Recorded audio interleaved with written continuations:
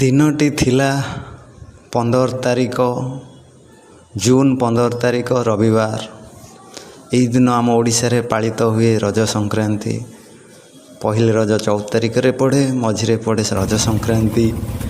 ଏହି ରଜ ସଂକ୍ରାନ୍ତିରେ ଆମେ 2 ଜଣ ସାଙ୍ଗ ମନସ୍ଥ କଲୁ ବାଇକ୍ ନେଇକି ଯିବା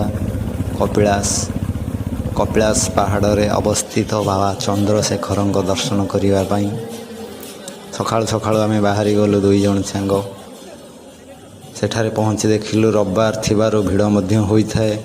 ତଥାପି ସକାଳ ଯାଇଥିବାରୁ ଦର୍ଶନ ଭଲରେ ହୋଇଗଲା। ଦର୍ଶନ ସାରି ଫେରିଲା ବେଳକୁ ଭିଡ଼ ଆହୁରି ଅନେକାଂଶରେ ବଢ଼ିଯାଇଥିଲା। ଖରାର ପ୍ରକୋପ ମନକୁ ଅସ୍ତବ୍ୟସ୍ତ କରୁଥିଲା, ତଥାପି ବାବାଙ୍କ ଦର୍ଶନ ତନ ମନରେ ଶୀତଳତା ଆଣିଦେଇଥିଲା।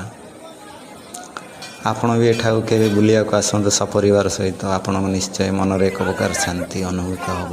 ପାହାଡ଼ ଉପରେ ଏହି ବାବାଙ୍କ ଛୋଟ ମନ୍ଦିର ନୁହେଁ ତ ବଡ଼ ମନ୍ଦିର। କ୍ଷମା କରିବେ, ମୁଁ ଛୋଟ ମନ୍ଦିର କହିଦେଲି। ପାହାଡ଼ ଉପରେ ଥିବା ଏହି ମନ୍ଦିରଟି ଆପଣ ନିଶ୍ଚିନ୍ତ ଭାବରେ ଆପଣଙ୍କୁ ଆକର୍ଷିତ କରିବ। ଏଠାରେ ଅଷ୍ଟପ୍ରହରୀ ଭଳି କିଛି ନାମ ସଂକୀର୍ତ୍ତନ ମଧ୍ୟ ସେଠାରେ ଚାଲିଥିଲା। ତାପରେ ଆମେ ବାଇକ୍ରେ ଫେରି ଆସିଲୁ।